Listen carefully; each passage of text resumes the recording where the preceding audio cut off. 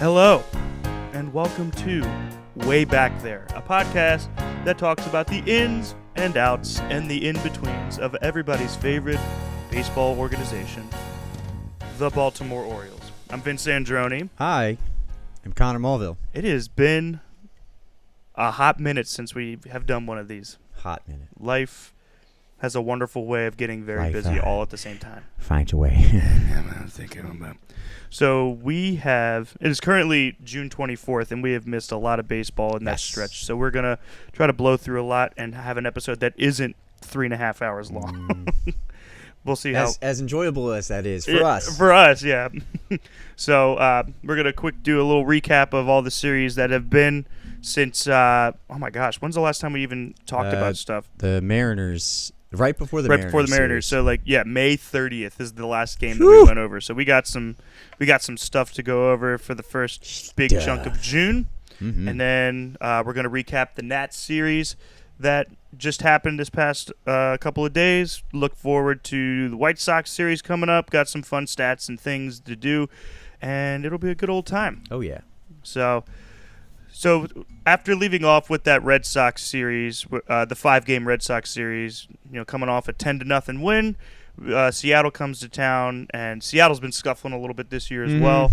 A little disappointing. Yeah, especially a team that has been going, or that was this close to making the playoffs last year because of that big push at the end of the year. I got a good buddy of mine who is a Seattle fan, and he just says that injuries have just been eating them up. They got 5 of their 9 projected starters on the IL right now. But regardless, they end up taking 2 or 3 in that series, which is a little disappointing. First game, they blow us out 10-0.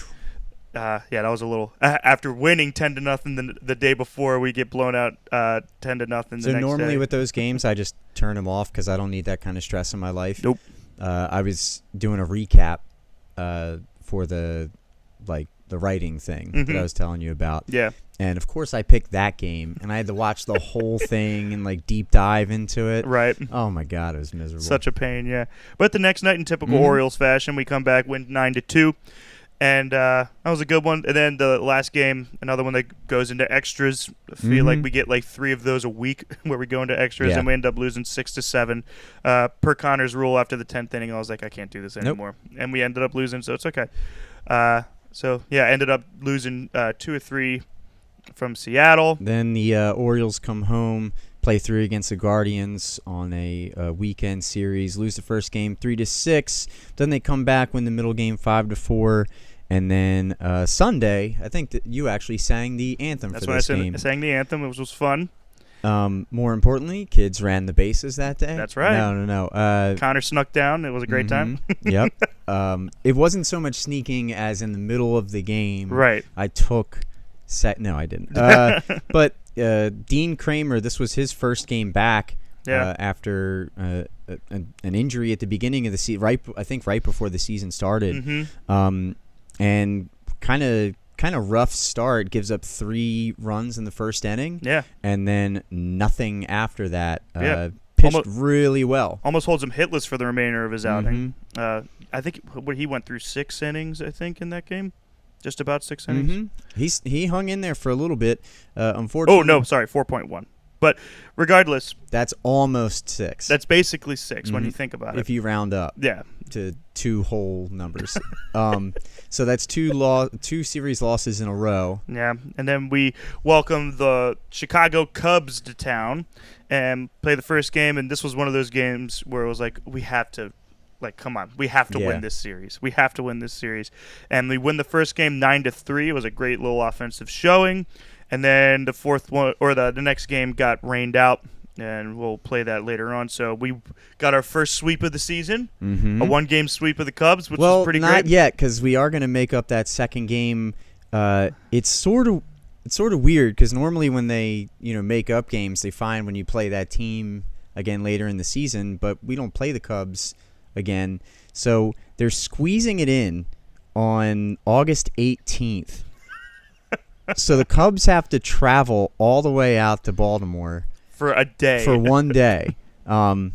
kind of weird, a sort of hiccup in the schedule, but yeah. Well, I mean, in a year where there's planned doubleheaders on Saturdays because we have to make up games, I mean, I'm not too surprised by that.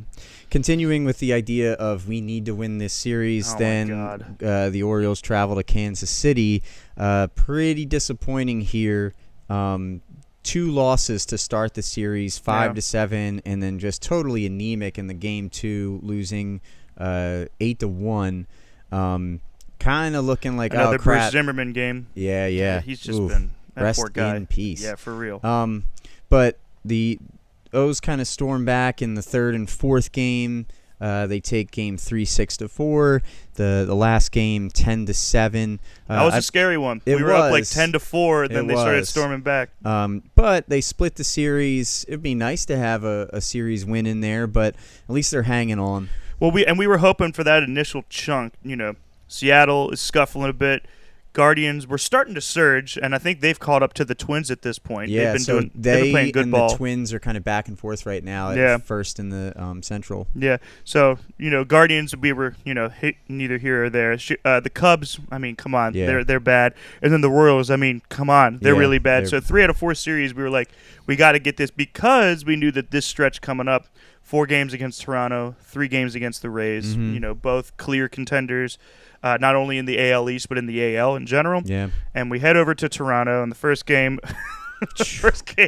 We get spanked 11-1. Just getting it shoved in. Yeah, and we were in Toronto, so in my head, I was like, if we could take, I mean, really, if we could take 1 game, I'd be proud. But it would be great to split in Toronto. Yeah. And that first game, we lose 11-1. I was like, well, that was fun. It was Yep. fun wishing. But the next game, we come back. Win 6-5 in that one. That was an exciting barn burner towards the end there. Lots of scoring, which was a good time. Game 3, that was a tough one to lose. We were down 6-2. Ended up doing the Orioles thing, come back, tied up 6-6. I think that was another Zimmerman game. That was the one that kind of sealed the deal for him. Yeah, I think. Yeah, that was another Zimmerman get 11 hits on 6 runs. Like, that poor guy. He's just been. He just seems like he's all confidence. Yep. I don't think he really has the stuff to stick around. It's in the rotation, yeah. Well, I mean, he could back end starter, but it's more so he doesn't have the kind of stuff where if he doesn't have confidence that he's going to be able to struggle through it. Yeah. If he loses confidence, then he's done. It's all downhill. Yeah. So that was because really what happened, and we'll talk about him, I guess. Well, we'll leave that later. Yeah. So tough game for Brucey, but we storm back. We avoid him the loss, and then we decide to in the bottom of the 10th inning, because of course we got to go to extras. Have to. We decide in the bottom of the 10th inning to pitch to Vlad Guerrero Jr. and he makes us pay and hits a RBI single to win the game 7-6. But that Thursday game, we said enough's enough. We're done with your bullshit. We're the real birds in this series. We're the real birds in the MLB. Fuck you, Blue Jays. Fuck you, Cardinals. And we said 10-2. How about that? Give it to me. That was a great little way to finish the series off in Toronto. So little on-off. There you go. But split the series in Toronto. And I couldn't ask for anything more with this team and at this roughed point. up Gosman. Yeah, that was – I forgot that part, yeah. And the fact that he was like, I was really hoping to exact some revenge. I was like, all right. Revenge? Right. What do you mean? What are you talking about? Your hair. We're taking revenge on you for giving up so many goddamn home runs. Right, yeah. You come to the Orioles, you give up 100 runs a game, and then you decide to go to the Blue Jays and be one of the top pitchers in the AL. Okay, all right. Okay. Oh, sure. Yeah. Yeah, after going to the Giants. Right, and the Braves. Yeah, and being amazing right, last year.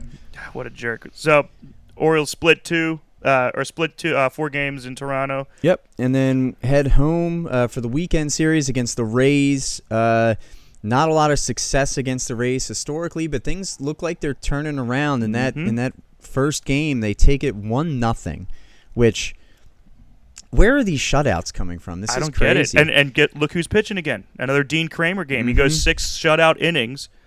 It's the man bun. It is the man bun. But so my nickname for him in for this game, I called him Everybody's Dad, because he's got, and that's a spoof off a 10-minute podcast. I'll give credit where credit's due. But a guy, the name Dean Kramer. Dean Kramer. Yeah, and then on top of that, he comes out. He's got his long hair and his mustache, like he's a 27-year-old. A lot of mustaches going on. Yeah, here. and they're some working. of them are cool. Yeah, they're working. I think Nestor Cortez has the end-all be-all mustache. Nestor the molester.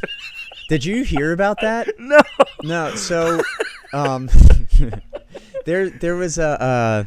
I forget what team it was, but there was a broadcast. It might have been the Twins or some Midwest team, but the announcer called him on air. No, he did. Yeah, Nestor the molester. Why would you do that? I don't know, but he had to be fired right away. No, I think he was reprimanded for sure. They he were had like, to dude, be. You can't say that. You can't call guy Nestor the molester. It kind of makes sense, I guess, from a player's point of view, where that's something that you would call like your friend or your teammate, jokingly in the clubhouse. But that on live TV, definitely not. What a dumbass. But more importantly, with the game one against the Rays, it was the Flo Rida post-game concert. That is the important part. Yeah. Welcome to my house. Flo Rida, that song. Lips like sugar, because he sampled the Blue Dabba Dee Dabba Die song. It's fucking brilliant. Anyway, so game two, again with the 6-7. Why was 6 afraid of 7? Because Kyle Bradish was pitching. Right. Ain't that the truth? Yeah, Kyle Badish. Except it's not Badish. It's he's just Kyle bad. Kyle. Oh my Kyle God. Not good. Okay, Kyle Bad. Kyle is Bad. His name now. That sticks.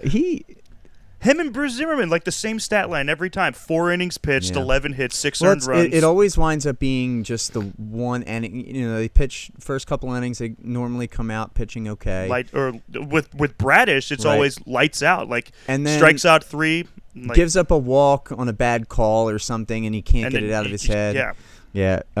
But hey, the Orioles on Sunday come back. Take it 2-1 on Father's Day. Yeah, Daddy Day. So they take another series, or they manage to not lose another series to an AL East opponent. Yeah. Something about this game too. Jordan Lyles, Munch, pardon me, was he was slated to start this game, but he had a tummy ache. Oh. So he could boo. So he couldn't make the Did start. Brendan Hyde rub it? Yeah, he's like, it's okay, baby doll, I got you. But so it was a surprise bullpen day. So we had our favorite. So we had a guy, Austin Voth. Sure. Great. Going up against Corey Kluber for that game. And bullpen held their own. It was a pretty good game for them. I was really... Job, Pork. Good job, Pork. And some big defensive plays on this. Jorge Mateo had a diving stop. Mountcastle had a diving stop. And then for all the errors that Roughnet has committed this year, he had one of the best throws to first ever. Just a little trickler over to first that Mountcastle picks up. Mountcastle's glove has really come a long way just in this year alone. Just seeing how he was at the beginning of the year versus, it's really, really fun to watch. Yeah. You've earned that spot and you're going to be that guy. It's really, really fun. But something to talk about here. So we take 2 of 3 from the Rays, and we're currently 4-5 on the Rays this year. Last year, we were 1-18 against the Rays. Jesus. So we've already quadrupled our win total. And truthfully, I don't even relate 3 of those losses. They swept us at the beginning of the year, and I don't even know if I count that as the same team. Definitely not the same team. Completely not the same team. So, like when the Orioles, because I still always kind of bank on the Athletics series. Right after the A's series at the beginning of the year, that's when we kind of came into our own, started really playing our brand of baseball. So from that point on, we're 4-2. Kind of like throw out April. For real. It's not even there was a point where we were 4-9, and we had there was that stat of if the opponent scores more than 1 run, we have lost all of those games. Yeah, that was rough. And now you see us coming back. At 2 times a week, dude. The amount of times where I'm it's 6-1, and I'm like, I can't turn it off yet. I have to sit here. They managed to have a big inning. I don't get it, They dude. find that big inning, stringing hits together. I mean, that was the issue at the beginning of the year. Yeah, we couldn't get the rally going. Right. Top of the lineup, you'll get some hits, but then it's followed by someone like Chris Owings or good riddance. Kelvin Gutierrez or whoever it is. Also good riddance. Yeah. But now Tyler Nevins sneaking a hit in every now and again. He's doing pretty good. He's got a hot glove at third. He's been doing pretty well in the field. Mateo's struggling, but I think the lineup configuration is definitely getting better. Yeah. Well, Mateo, for all of his struggles at the plate, like defensively, you can't beat a guy like that at shortstop. Mm-mm. Like he's worth every dollar. Absolutely. All three of them that we're paying him this year. So now we got to the 2-game series, the Battle of the Beltways against the Nationals. And the first game here, this is where we'll go into a little more detail. So first game here, we got Eric Fetty Wap going up against Munch himself, Jordan Lyles. That was good. I think it's Fetty, right? I'm pretty sure it's Fetty. Yeah. Fetty, he's kind of in the same ballpark as a Lyles, like mid-4 somethings ERA. Who gives a shit about record for pitchers? But 5-5 on the year, so like your world's most average pitcher. They come in. The Nationals have not been good. No. Like not at all. And poor Juan Soto is just sitting there like, guys, why are you keeping me here? Soto's had a weird year. Yeah, I saw his stats. Like, I mean, he's good still, but like he's batting like 215. He's hitting 215 with an OPS of 800. Is he walking like every other at bat? I think so. I mean, it has to be it. Yeah.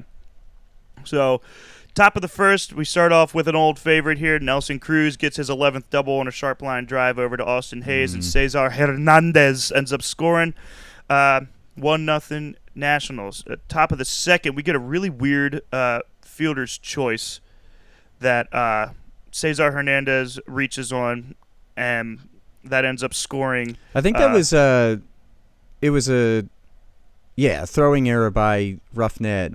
What a surprise, it was a double play that definitely should have been turned. I think his throw pulled. It's either his throw pulled Mateo off the bag, or his turn wasn't quick enough to mount. Something where he should have made a good throw. Yeah, because they beat it out at first, and I think his toss to Mateo pulled it. Yeah, because he flipped it, and Mateo had to jump off the bag. So they called him safe there.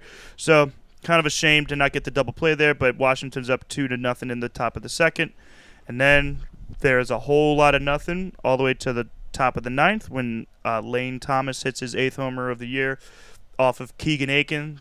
Kind of surprising to see him give up a home run, but that ends the scoring. Washington ends up winning 3-0 that first game. Orioles bats just were shut down. We were held to 4 hits the whole night. Mountcastle had a 2-for-4 game. Rutschman got a hit in there, and we'll talk more about Rutschman in a little bit here. Mancini snuck a hit, but Mullins, Santander, Hayes got held hitless in that game. And then, I don't don't much from the bottom of the Orioles lineup, but Hayes had 4 strikeouts. He went 0-for-4 with 4 strikeouts, which is so bizarre. Doesn't happen. No. So bizarre. So bizarre. Belfazar. Hey, well, last year's Hayes sneaks in every now and again. Yeah. Where he has it. This year he's been battling, fouling off a lot of pitches. Yeah.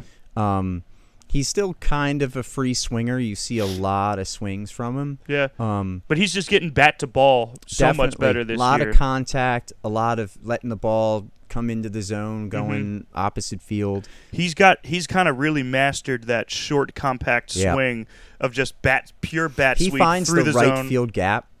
Oh my God! All the time. All the time. Yeah. His whole approach to the plate has been so much fun to watch this year. So, if you look at their runners in scoring position, 0-for-1.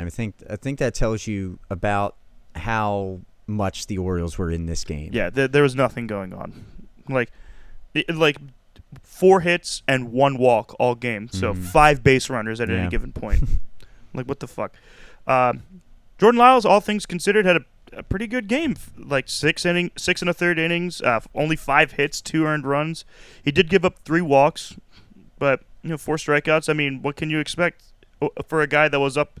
He's in the upper 4s right now for ERA, and giving up 2 runs through 6 and a third. Like you can't expect anything more. And then Keegan Aiken comes in, gives up 1 hit, and it was the home run in the top of the 9th.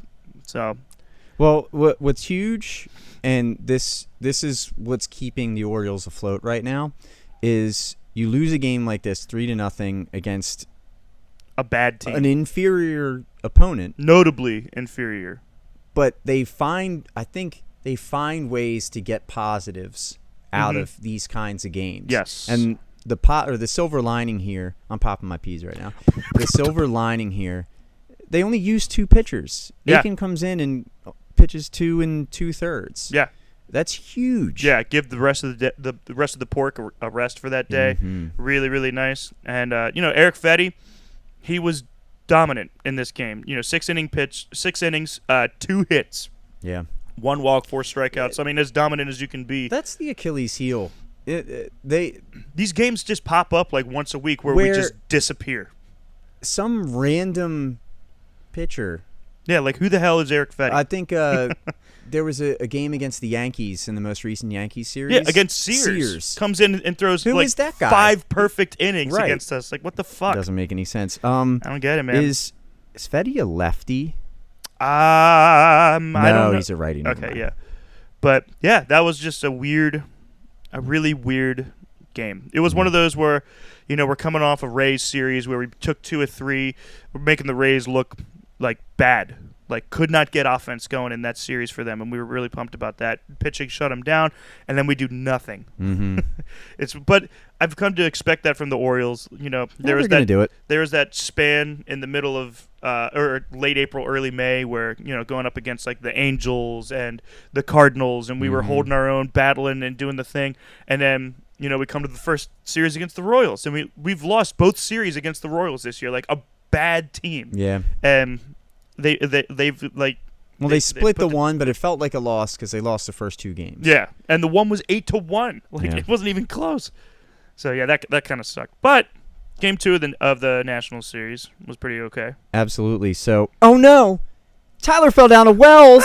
He takes the bump up against Patrick Corbin in game 2. So it's bottom first, and Austin Hayes taking the leadoff spot. Cedric Mullins has the day off, and Hayes hits an innocuous little single. Doesn't mean anything over the course of the game. Why would it? Nothing really special about that. No. But then later in the inning, Roundcastle, he goes Mount Oppo. Castle. There we go. Off of the scoreboard and right to drive in. Yeah, baby. Hayes owes up 1-0. Then we head to bottom 3. That Hayes, home run from Mountcastle, if he would have hit it a foot to the left, it's a home run.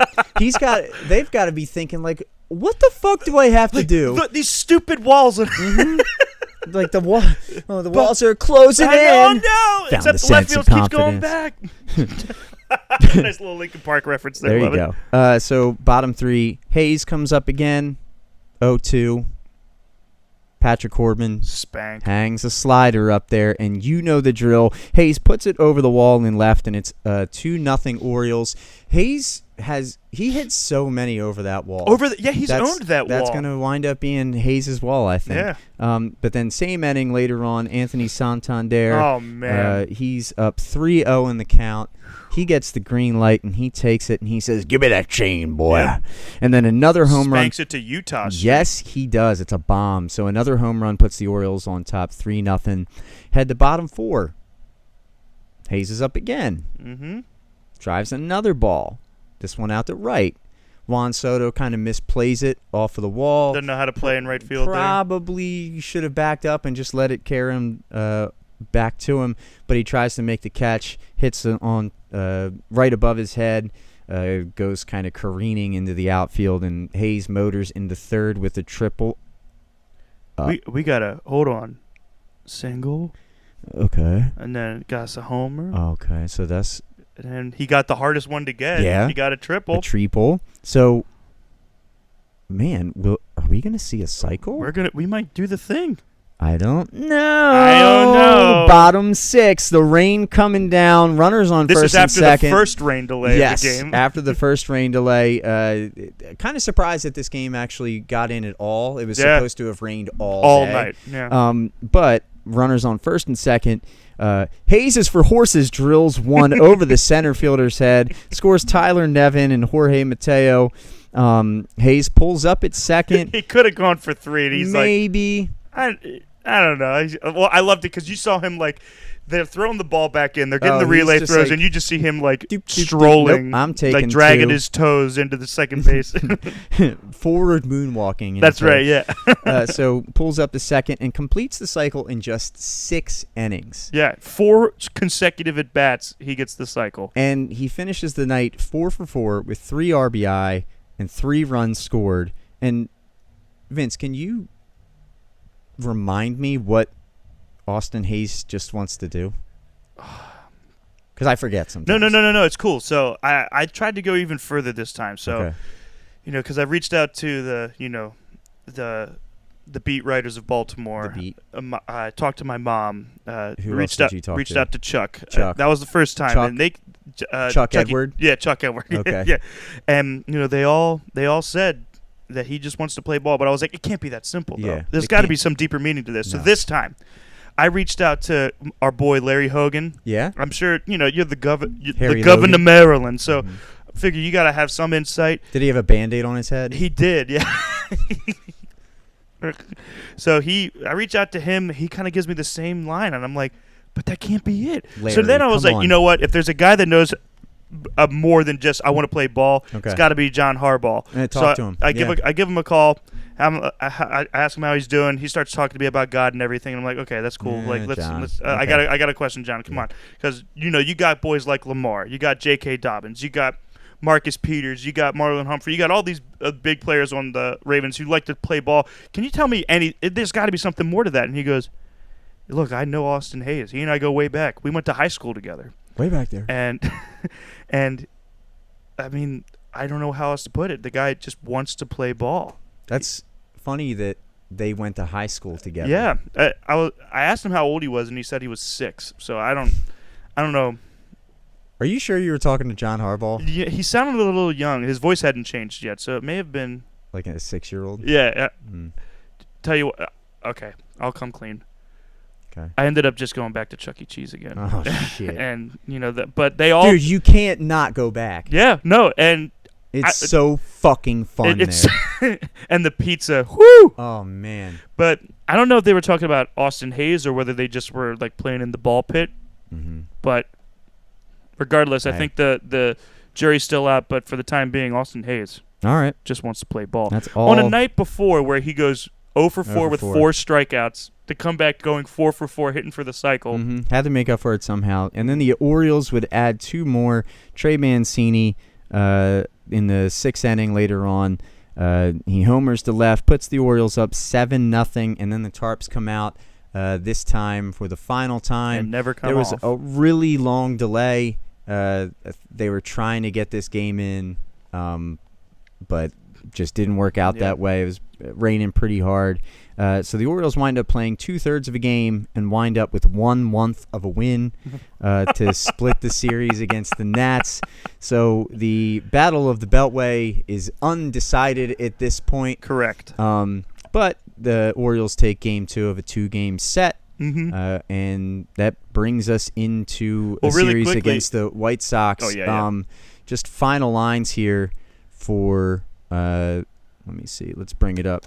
So Tyler Wells winds up with the win. 5th win of the year. Obviously, wins don't mean anything, but his ERA 3.34. He's our best pitcher. Easily the best starting pitcher. Yeah. Mm-hmm. Which, how the fuck is... Do you remember the first episode, like when you got to call on Tyler Wells to be your 3rd starter in the rotation? We were like... kind of giving him the business a little bit. Deservedly so. I mean, he was fine last year. But he doesn't walk anyone. Well, that was the one thing with this game. He gives up 4 walks, which is the most he's given up in a game this season. Right. Which is also saying something, like because that who is it? Like Zimmerman, you can bank on him giving up 5. Bradish, you can bank on him giving up 5. So, but the fact that he's able to give up 4 walks and still hold him scoreless, right, is remarkable. But he just throws strikes, super consistent, has a great changeup. Just throws strikes. He just pounds the strike zone. And this most recent game against the White Sox last night, yeah, you see what our defense does. Mm-hmm. I mean, I guess some of the numbers aren't kind overall because there's so many errors, especially up the middle. Yeah. In the infield. But for every error that we get in the middle infield, outfield defense is flawless, unreal. Yeah. So Wells comes in, pitches great. Somehow Vespi winds up with a save. Wells goes 5 innings. Vespi throws the 6th. Which I don't know. That was kind of funny that he had a save. I mean, I guess technically. Yeah. I guess technically, yeah, they held him. Patrick Corbin, on the other hand, he has really struggled the past couple of years. Yeah. Takes his 10th loss already of the year. Golly. His ERA is up to 6.60. So he, oh boy, just not pitching very well. No. But 7-0, another shutout. Just, man. The ups and downs of this friggin' team. Hayes goes 4 for 4. Mancini goes 2 for 4. Santander 2 for 4. Rutschman, Mountcastle. Tyler Nevin gets a hit in that. Gets another hit and a walk. Mm-hmm. Man, you love to see it. It's fun, dude. With Mullins out. I mean, Mullins has been kind of merp. Yeah, all year. I mean, if he didn't have the year that he had last year, I feel like we'd be really thrilled with the year that he's having so far. Definitely. I mean, he's still playing pretty well, and he's playing great defense. Yeah, his center field right now is top notch. But Hayes needs to be batting leadoff. Has to be batting leadoff. I think they have to drop Mullins. Yeah, I think they got to put Mullins down. Like I like the idea. If Mullins was batting 280 and getting on base a lot more, then yeah, go for it. But Hayes is getting on base constantly. Yeah. And Mullins, I think, without that pressure of get on base and more of just like there's guys on base, do your thing, I think he might be a little more successful. I think Mountcastle's been kind of in the 5-hole most of the time. Mm-hmm. I think he's got to move up too. I think Mancini's got to. I kind of like I like Mountcastle in the 4 spot. You figure our lineup right now is like on any given day is Cedric batting leadoff, Hayes is 2. I think Mancini is 3, Santander's 4, Mountcastle 5, Rutschman 6, and then who gives a shit? It's kind of like Mancini, Santander, and Mountcastle are interchangeable. Yeah, you could kind of move those around. You know, like Santander. Yeah, I mean, Mancini I want at the top. Yep. Him hitting second or third. Santander, Mountcastle, I mean, you can hit them 3, 4, 5, 6. Yeah. Anywhere in there. And honestly, the way that he's been playing recently, throw Rutschman in there. He's definitely. I got some stats on him in just a second. Oof. But like, man, like our top 6 guys. Like, you put Hayes up top because he's easily our best hitter right now. At least most consistently. Just bat to ball, get it in play. Santander has kind of turned into a boom or bust kind of player. Like, he's either a lot of power. I mean, I'll take it. And from both sides of the plate, he's crushing it on both sides. I'll take it, dude. He looks great. He's still patient. You know, he's still doing his thing. I think he's an ideal, like, 4-hole guy in that case. Where he also walks a lot. Yeah. Which is huge, so... And you know, Mountcastle, and I got stats on Mountcastle too here in just a second. He's had an amazing month, and oh man, yeah, we're gonna talk about some of these June stats. Yeah, because it is remarkable. So at this point, after that Nat series, the Orioles are 31-39, probably a spot nobody thought they would be in. I mean, after we called it kind of early. The Orioles might have had sort of saying it tongue-in-cheek at first, you know, the Orioles, they could win 70 games or something. We could do that. We could actually on possibly pace for do it that right now. Yeah. So, and I got all those stats up too in a new segment today. I put a lot of stats in this little section here. That is beautiful. Yeah, it's pretty awesome. And some really interesting ones too that I'm excited to get to. So, but I think we got an ad read. We do have an ad read. Boy. Yeah. So, oh boy. Why don't you go ahead and let me pull up the brightness because. So, is this a different one? Are we doing the rec council from? No. They dropped us. Oh. They said that we didn't uphold family values or something. What the? Yeah, sorry. All right. So all 10 of you up there. Why don't you go ahead and read from the top there? Okay. Holy shit. Okay. Well, today's episode of Way Back There is brought to you by the.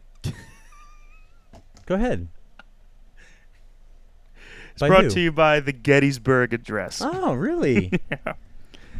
77 years ago, our fathers brought forth in this continent a new nation conceived in liberty and dedicated to the proposition that all men are created equal. Mm-hmm.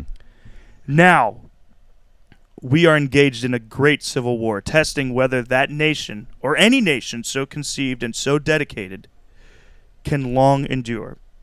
We are met on a great battlefield of that war. Goddamn right. We have come to dedicate a portion of that field. Now I get why they dropped us. As a final resting place for those who here gave their lives that nation might live. It is altogether fitting and proper that we should do this. But in a larger sense, we cannot dedicate, we cannot consecrate, we cannot hallow this ground. We can't. The brave men, living and dead, who struggled here have consecrated it, far above our poor power to add or detract. The world will little note nor long remember what we say here, but it can never forget what they did here. It is for, where did I go?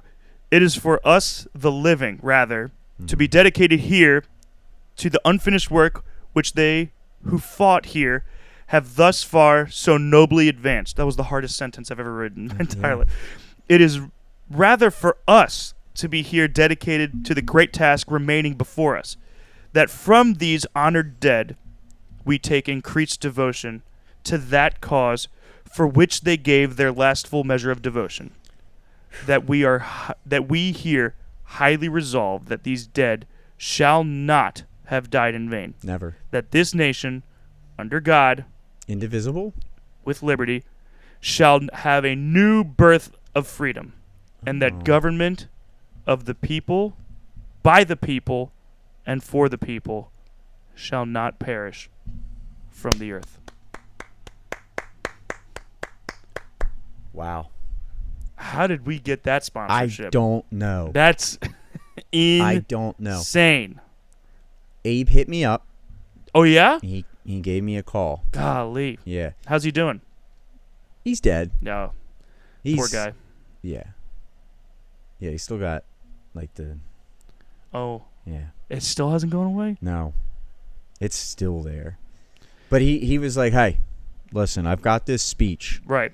That I want to test out. Sure, yeah. And, July, the Gettysburg, July 1st, 2nd, blah, blah, blah. Right. It's coming up soon. Mm-hmm.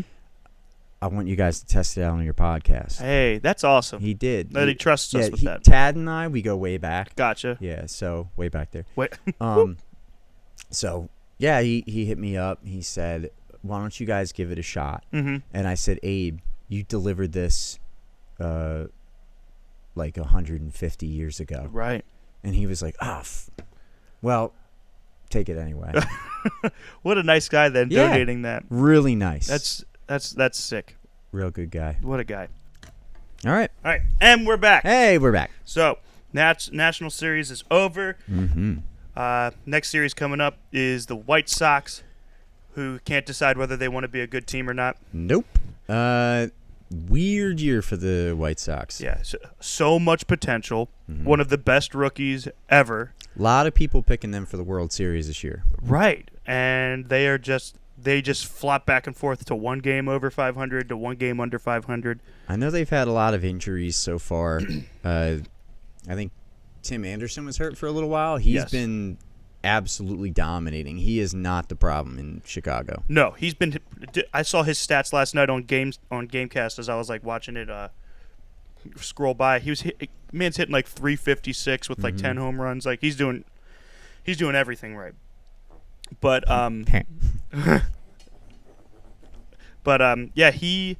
that team. Honestly, they're the type of team that I would fully expect the Orioles to exploit based on how they've been playing this year. Like, it's not the Royals. it's not another horrible team, but it's a good enough team that's a contender where the Orioles would be like, nah, we're going to fuck you up. So we'll see what happens there. But we got a plethora of stats that we wanted to kind of talk about here. And by plethora, I mean a few. But do you want to start this off or you want me to go first? You go ahead. Okay, so...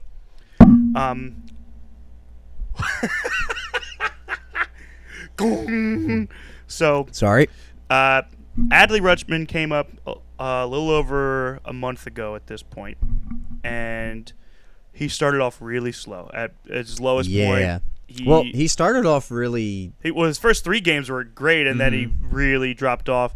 It got down to the point where he was batting like 130 something, and his OPS was like 490, like really scuffling at the plate. But he's one of those guys where he's going to pick it up. You got to keep putting him out there because he was great behind the plate. Yeah. Like that was not the issue. Like he was catching everything. Had a little bit of the yips with throwing someone out at second, but I think he's calmed down from that a little bit now. Definitely. But the Royals series was Adley's turning point for this year. I got the last 13 games. These are Adley's stats. Let me feel them in my bones. So, since the Royals series, 13 games, Adley is currently batting .318. He's got 8 doubles. He's got 2 home runs, 7 RBIs, 3 walks, and an OPS of .998. He has been on a tear. He has been a bat that the Orioles can rely on. Those couple of games where the Orioles were shut out with like 4 hits, he is the one that gets a hit most of the time. He's just been really smooth swing. I feel like he's kind of like gone back to basics a little bit, like bat to ball, make contact, don't worry about how far you're going to hit it or whatever. And we're going to talk about the White Sox series after it happens, of course, but his second home run last night hit it 400 plus, and it was a no-doubter, an absolute no-doubter. So he has just been raking the past 13 games, and I'm really excited to see how long he can keep this up, how far that'll push him. His overall stats are starting to get back up there. He's batting like 220-something right now. His OPS is around 6.5. So he's on the up and up here, and I'm really pumped about that. Look, hitting, this is no mystery, hitting at the major league level is really freaking hard. It's so hard. So I think for all the fans who him coming up were so excited, and we obviously were really excited too. Yeah. But this was always gonna be the case. He was not gonna rake to start the year. Yeah. And even if he did, you still couldn't read anything into it because it happens all the time. Guy comes up, or some random guy has a crazy first month or first couple weeks, and everyone anoints them. Your mean Mercedes last year. Yeah. I think he was actually on the White Sox too. I mean, he was something like 10 for 10 for his first at bats, and everyone was like, "Oh my God, this guy, a new MVP or blah blah blah." Yeah. And then by the end of the year, he was in the minors. Yeah. Like that's kind of how baseball goes. And I think if you look at Rutschman's at bats, and we've said it the entire time he's been up, he's patient, and I think that's a better indicator for a young hitter of long-term success than running into a fastball his first couple weeks and oh my God, he's the greatest hitter. No, he's over the course of a year, multiple years, he's going to come out positive. Yep. And the other thing with him too is that he's so much more than a good bat, which was what the Orioles were so excited. Like not only is he a good bat, but he's supposed to be one of, if not the best catching prospect in years. And, I think we have to remind ourselves of that, too, that it's so much more than he's going to hit. Calls a really good game. Oh, yeah. Has a great relationship already with the pitching staff. Yep. Which is a little bit easier to do, I guess, because there's no established ace or there's no real, besides someone like Lyles, a veteran presence at the top where, they're very particular. And, like they don't have time for a rookie catcher or anything like that. But he does the thing where every half inning goes up and, gives fist bumps and everything. And it's so simple because he really doesn't go past that. He runs up, fist bumps, good stuff, man, walks back to the dugout. But that little show of support, I think, goes a really long way. In a game where, especially when the pitcher is normally doing, like, if a pitcher's doing really well, the normalcy is to be like, don't fucking talk to him. Yeah. Ignore him. He doesn't exist. Let him stay in his zone. Let him do the thing. And Adley's kind of like, I want to, like, he's doing great. And I know that he's not an idiot. If someone's throwing a no-hitter, he's going to go up there, keep it simple, good stuff, man, and then walk back. He's not going to be, like, do you know that you're 6 innings into a no-hitter right now? Oh, my God. But, yeah, he's had a great past 13 games, and I'm really, really pumped about that. Definitely. So, do you have a stat you want to throw out here? Yeah, so why don't we actually take a look at another guy who's really – we got to have him back. We do. Who has been pretty dominant. And I think this is going to be the theme here for the next couple minutes is looking at June. Yes. So, well, actually, why don't we look at the Orioles' stats as a whole in June? Okay. So, we've talked about the pitching. Yep. Name of the game right now. Starters, meh. Couple guys are throwing good games, eating a lot of innings. That's really the key. That's the and then the thing. bullpen is just Lights amazing. We don't need to talk about them.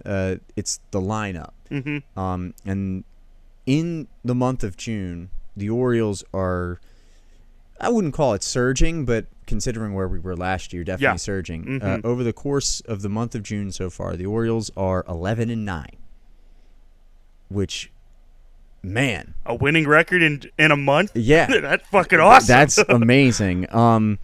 So the Orioles bats, they've hit 29 homers so far this month.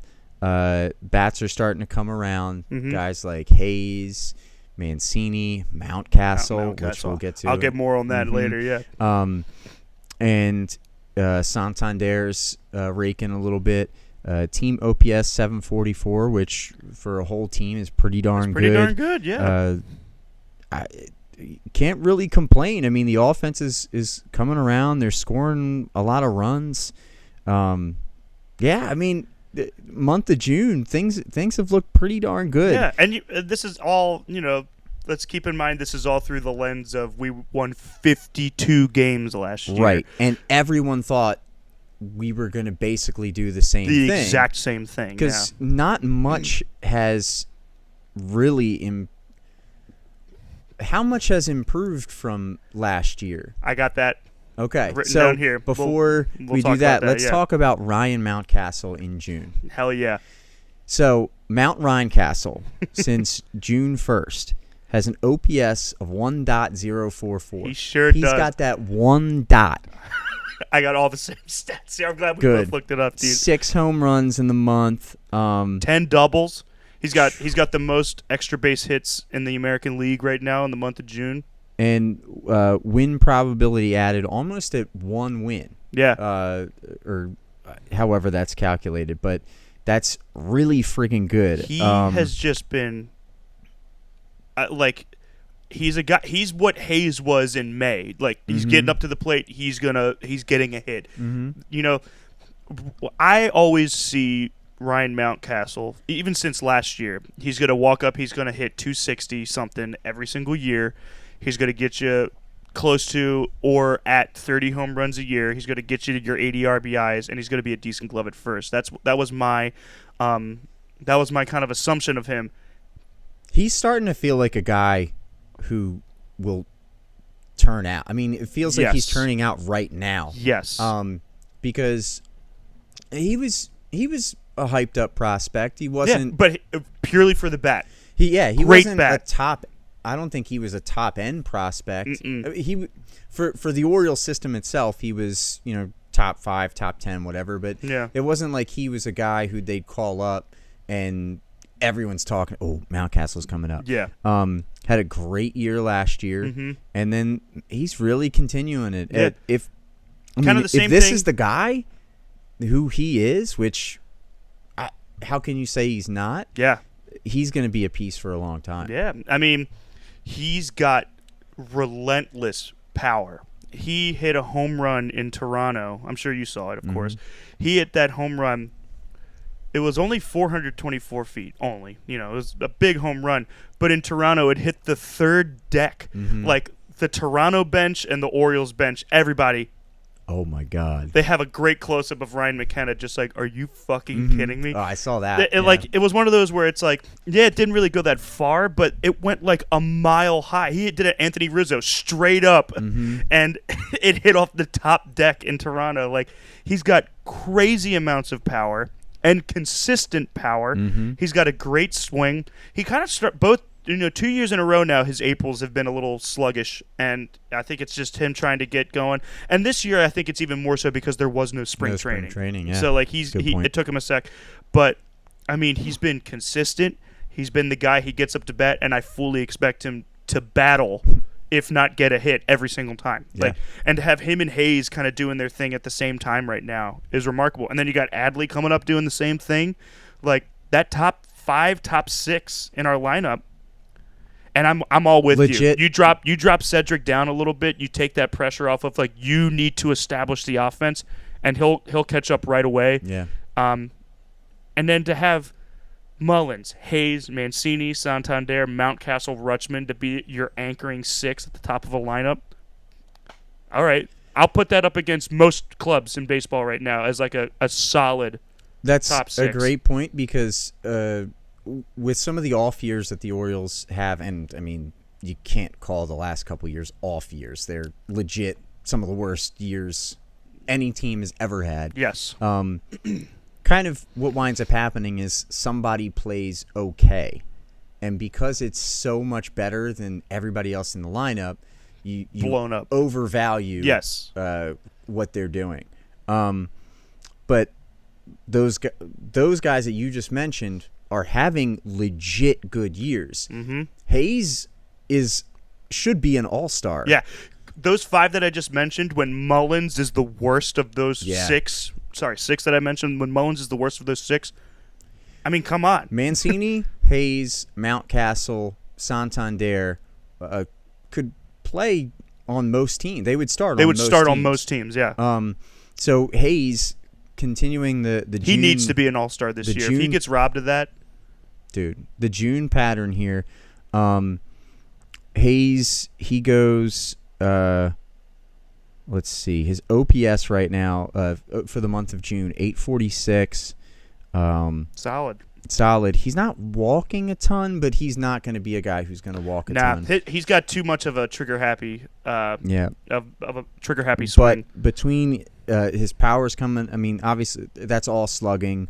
He's hit 5 home runs in June.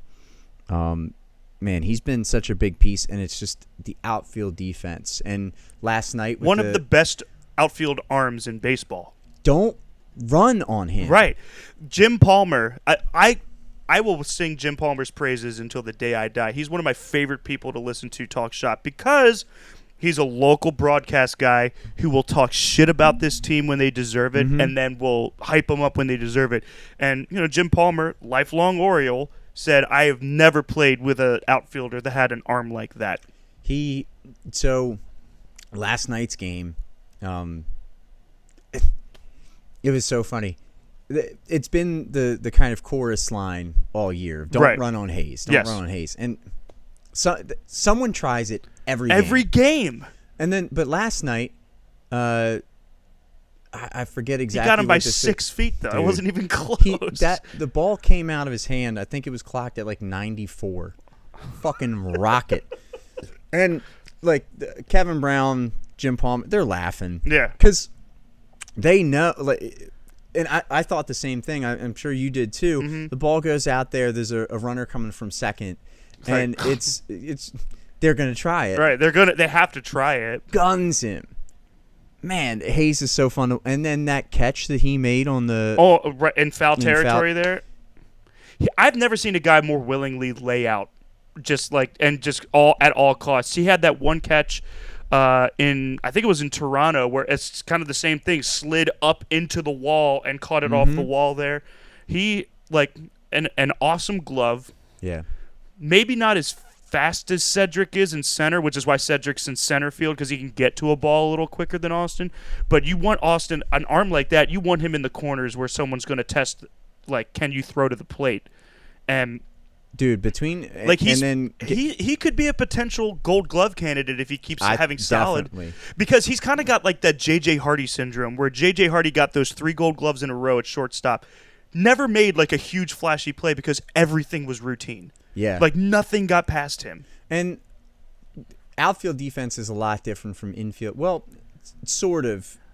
You have to be much more mobile. Yes. But it's still all positioning. Yeah. And planning ahead. I know when I catch this ball, this guy's gunning to third. How am I going to set up so I can get that ball out quickly, the whole thing? Well, and it's why Cedric's defense in center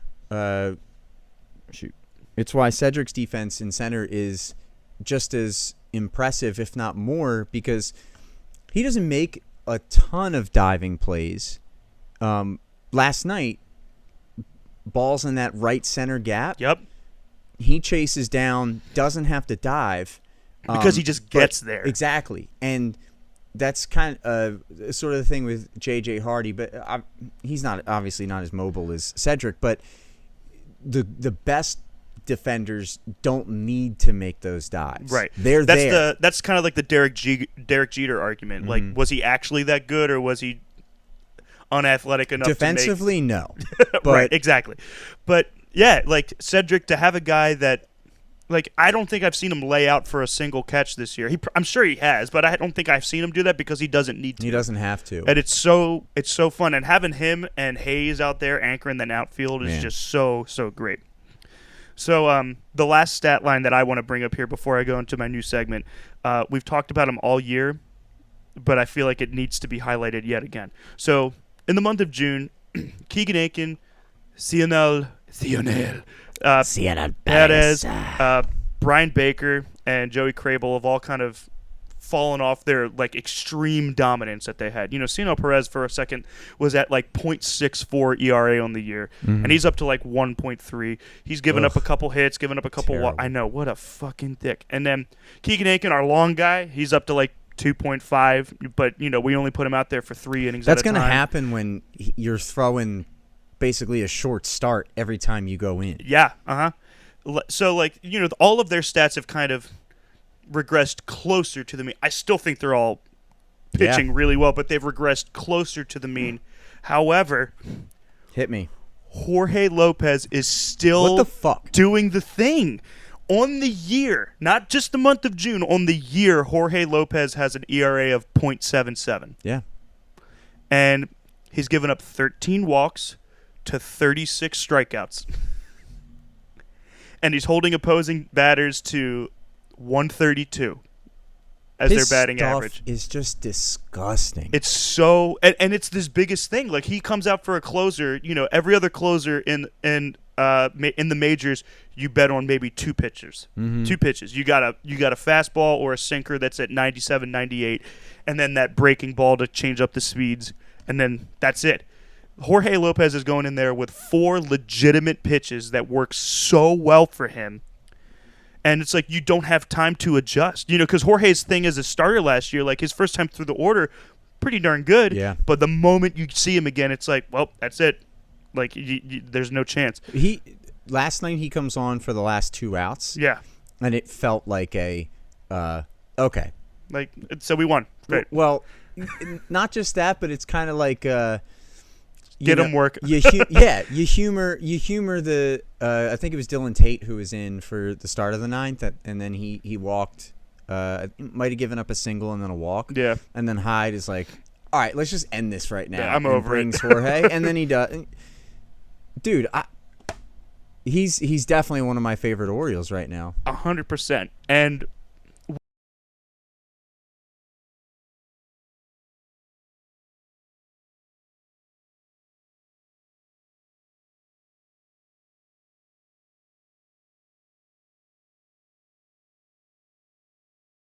what I love about how Brandon Hyde is pitching him right now is more often than not, he gets Jorge out there Smart. in Really the eighth, smart.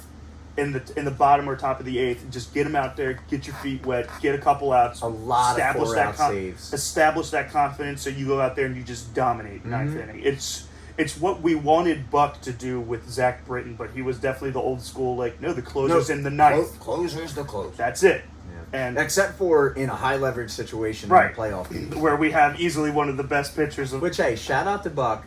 The Mets are going awesome off this year. And currently they're still doing it without Scherzer and without DeGrom. Like, they're going to... I'm excited for him. Yeah. I'm really excited for him. So, yeah, just Jorge's just doing the thing. So, we teased it last episode. Okay. A new segment called Shut the Fuck Up. Yeah. And I have one. Hit me. I have one for us. It's kind of... I mean, it's the first one, so it's kind of bland. Okay. But I also think that it's worth spitting out there. So, everybody, shut the fuck up You. to anyone who thought we were going to be the same old Orioles this year. Yeah, man. To Fuck anybody. you. I got all kinds of stats here. Let's go through. So, through the first 70 games this year, this is including last night, through the first 70 games, oh no, it's not including last night. Through 70 games last year, we were 22-48, which was worst in baseball last year, and it would be the worst in baseball this year. This year, through 70 games, we are 31-39, which is good enough to be, and this, again, where we were last year, that is good enough to be 22nd best record-wise. Better than the Royals, better than the A's. You know, both of them are rebuilders, essentially. The Mariners, who were on the cusp of playoffs last year. The Tigers, who were in rebuild 3 years before we started. Should have been competing this year. They should have. The Nationals, who are a few years removed from a World Series win. The Pirates, who are always bad. The Cubs, who gave up in the middle of last year. And then the Reds, who are kind of always bad. But 22nd best in Major League Baseball at 31-39. Out of those 39 losses, so what would you consider a run differential for a close game? Like we could have had a shot. Like how close could it have been? Probably like within 3. Yeah. So I did it within 2. Okay. Within 2 runs. Out of 39 losses, 22 of them we are within 2 runs. Damn. So we are right there. We could have been 8 games better or 8 games worse than we are right now. The Toronto and Rays series, there's 2 games in there that are 6-7. Yep. And I think that there was another Guardians game that was 6-7. Yep. They just battle, and you text it all the time. I have a feeling about this one. I can't turn it off. I can't turn it off. And they do it every They time. do. They're so fucking fun. They're so fun. They're so fun to watch. So it took us 68 games to get to 30 wins. And, that's a lot of games to get to 30, to not even get to 500. But last year, it took us 92 games to get to 30 wins. 30 wins. Yeah. It took us an extra 24 games to get there. Of those teams that you mentioned, who the Orioles are right now better than, 10 minutes ago, I saw some article that was like, 6 teams right now are on pace to lose 100 games, which would be the most since some year way long ago.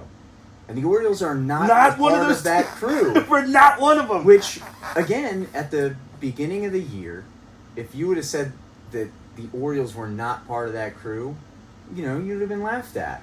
Considering that you and I were saying if we won 60-some games this year, we'd be thrilled, and that would have been almost a 10-game bump from where we were last year, and now we're ahead of that even as far as our projected win total right now.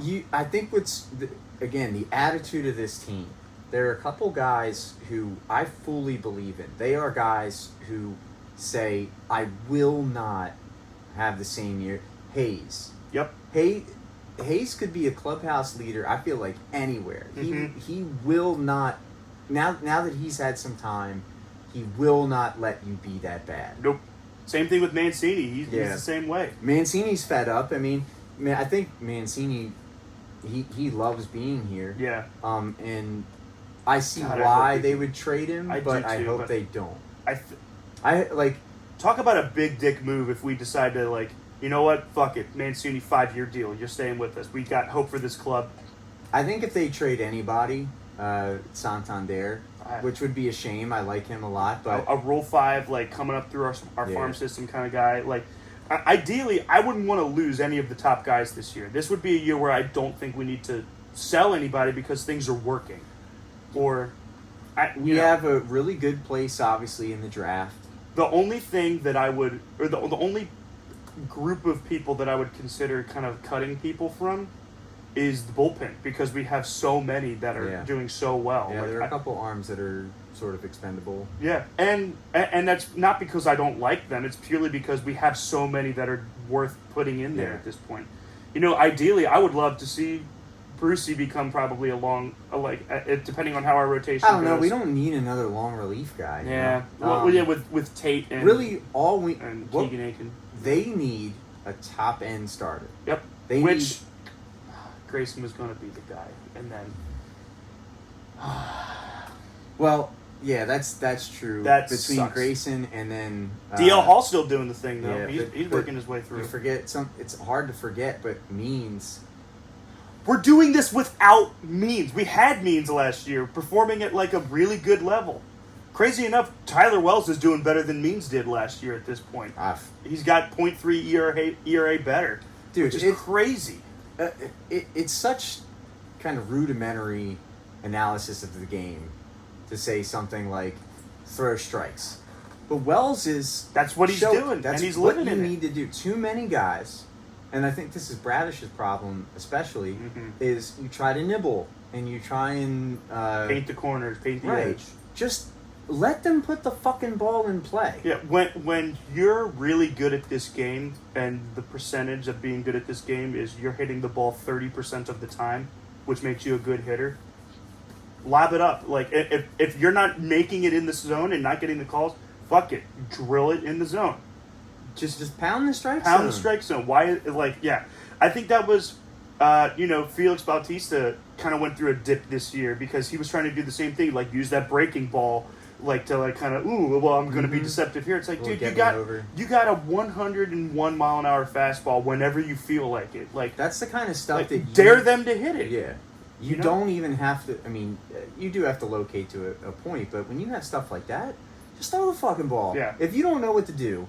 If you're struggling, then just throw the ball. Yep. As hard as you can. Bautista last night, he struck out a guy on a ball in the dirt. It was a fastball in the dirt at 102. Because they know it's coming and they're like, I gotta swing and I gotta swing early. Like that's the guys deception. guessing. You know, when you can change speeds with 100+ mile an hour stuff, you can get guys with wild fastballs because they know they have to protect on breaking pitches, so they get antsy and they're sitting on one pitch and it comes at, or they just make up their mind and say, I'm gonna swing at this, I'm guessing fastball, and you can get away with that.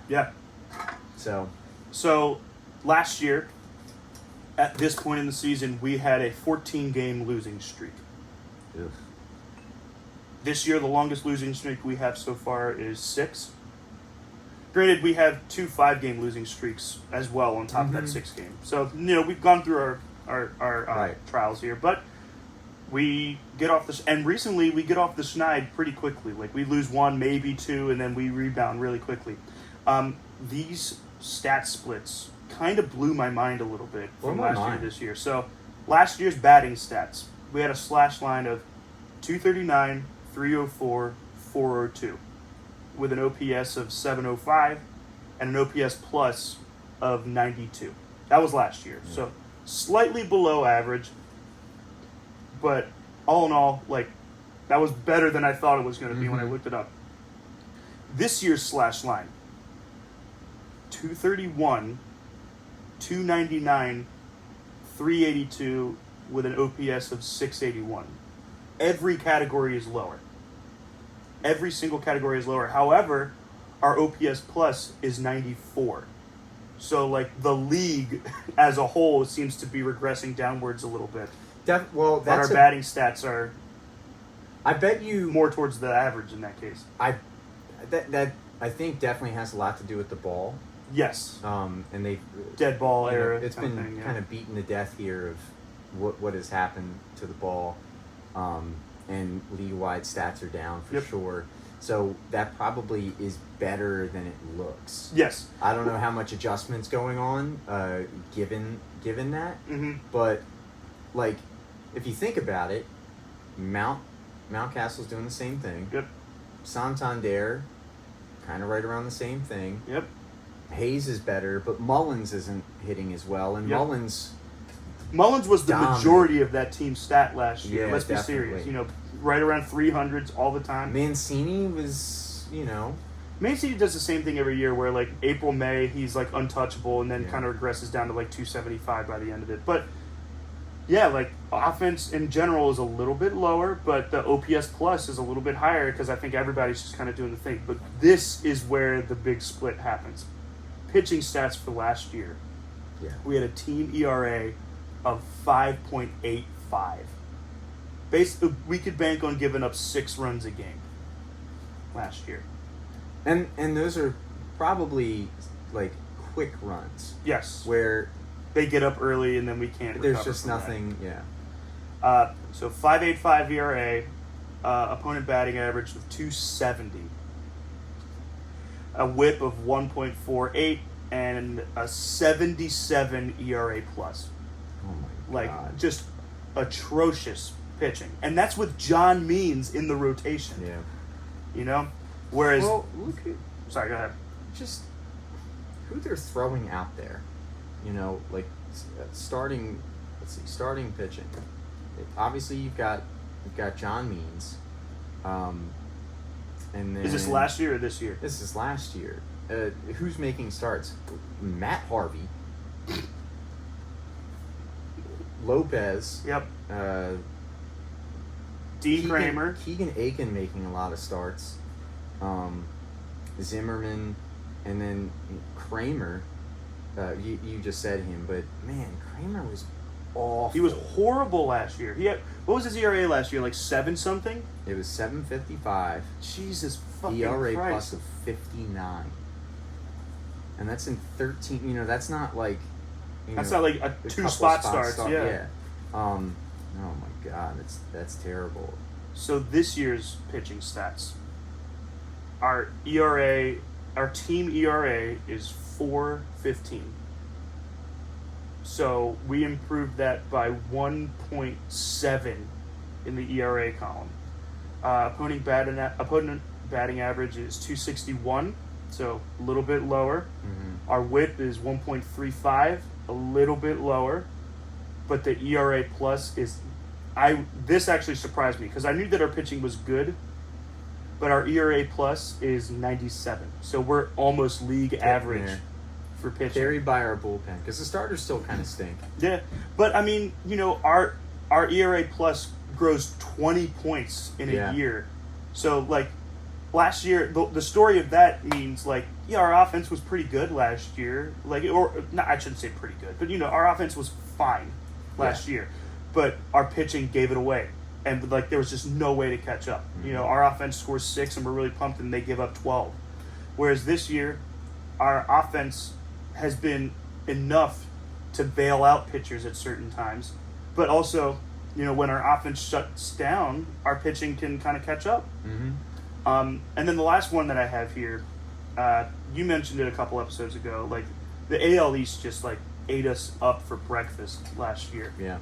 So, against the Rays last year, we were 1-18. Like I said before, we're currently 4-5. Against the Sox last year, we were 6-13. This year so far against them, we're 5-3. Like, almost got to our win total last year, and we're above 500 against that. We only had one series against the Jays, so you can't take too much into account, I guess. But we were 5-14 against them last year, and this year we're 2-2.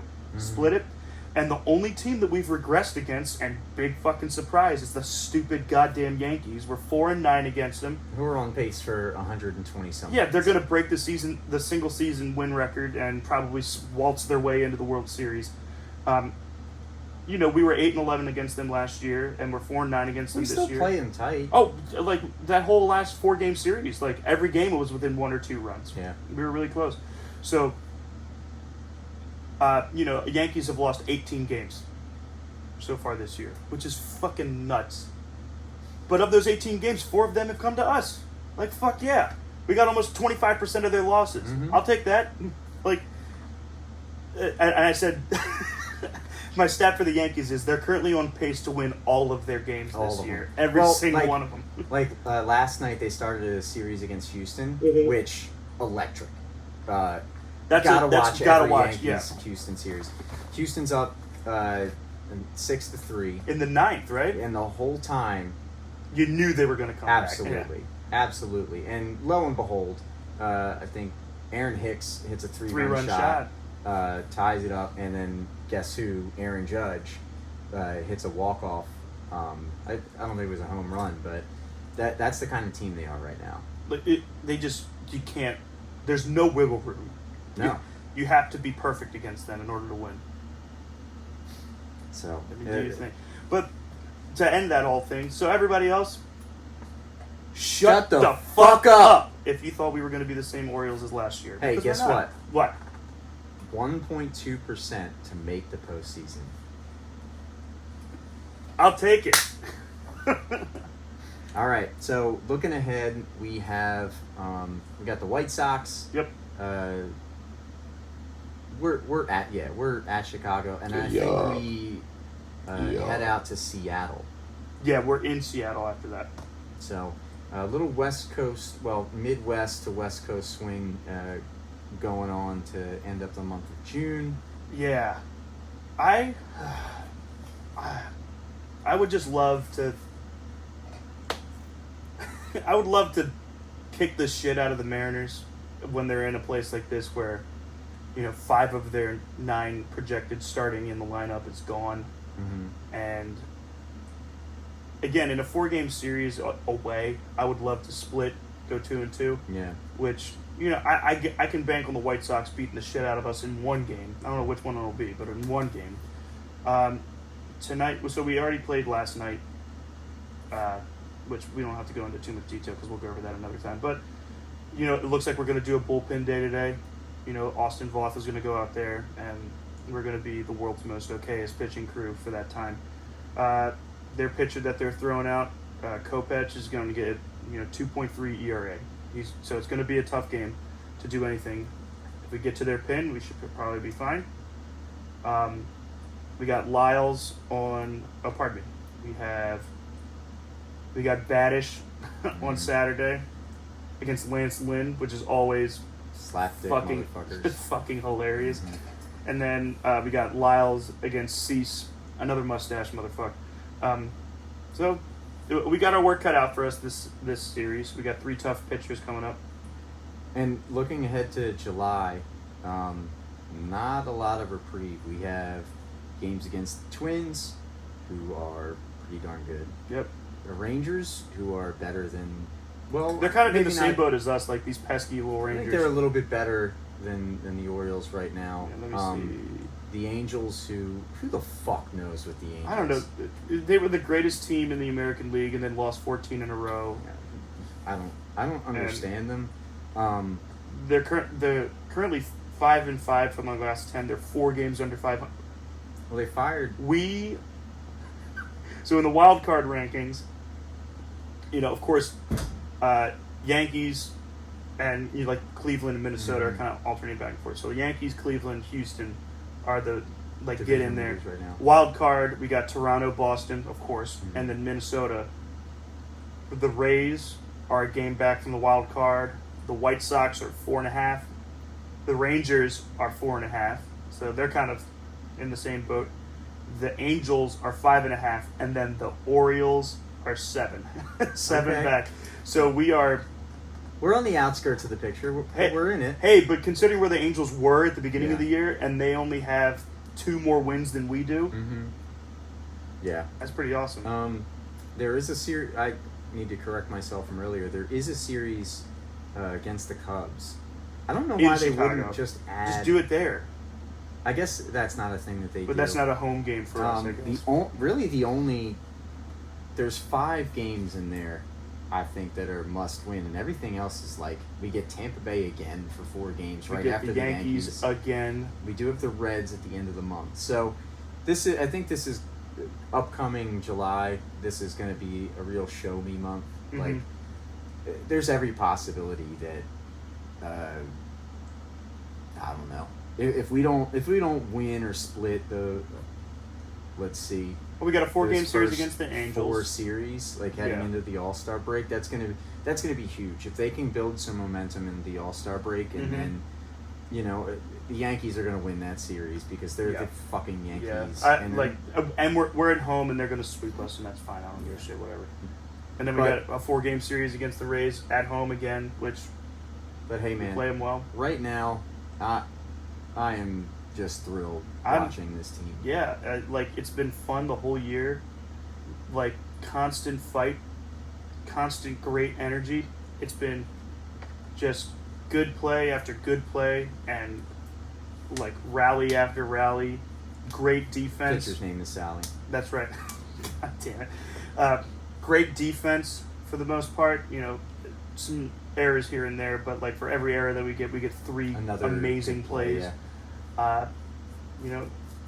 A lot of batters are heating up at the same time. The fact that Hayes and Mount Ryan Castle and Rutschman, Adley the big red dog, the fact that all 3 of them are all the fact that all 3 of them are starting to peak at the exact same time, and then to throw guys like Mancini, Mullins, and Santander, who, while they're not peaking, they're still being consistently decent hitters. Like the biggest question mark right now is just starting pitching, because like God love Bruce, but he's not the guy right now. Mm-mm. He's got to figure some shit out. Did they demote him to AAA? Yeah, he's in AAA. That's what I thought. Yeah, I mean, deservedly so. Yeah. Like you give up 6 to 7 runs per game in like 6 games in a row. Like you got to figure it out.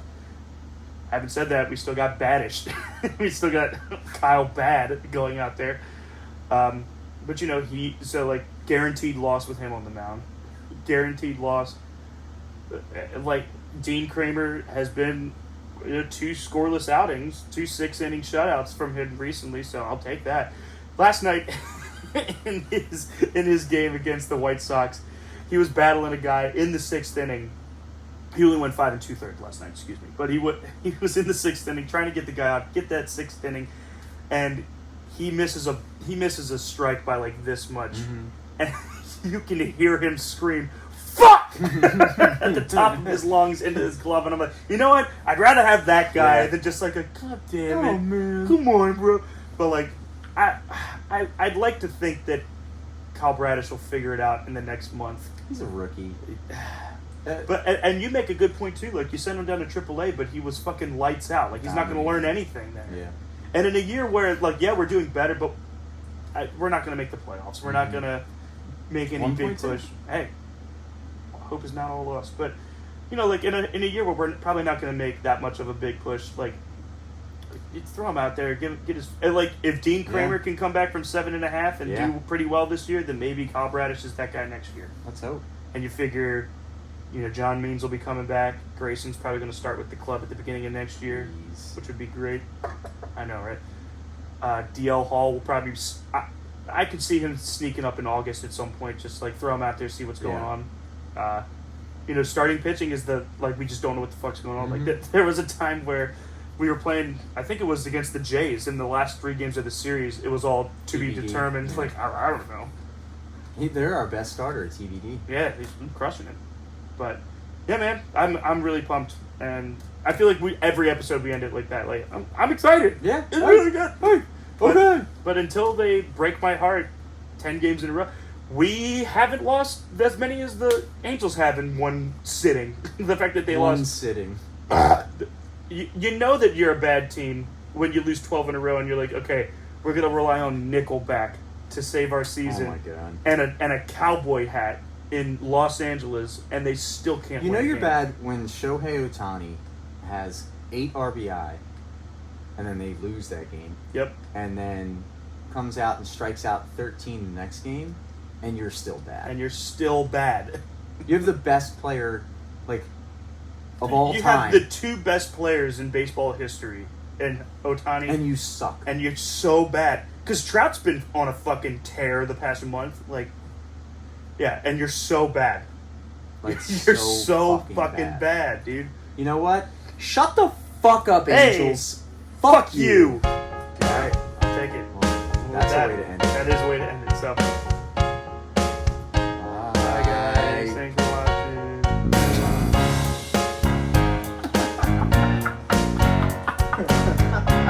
Oh, that's beautiful. So stupid.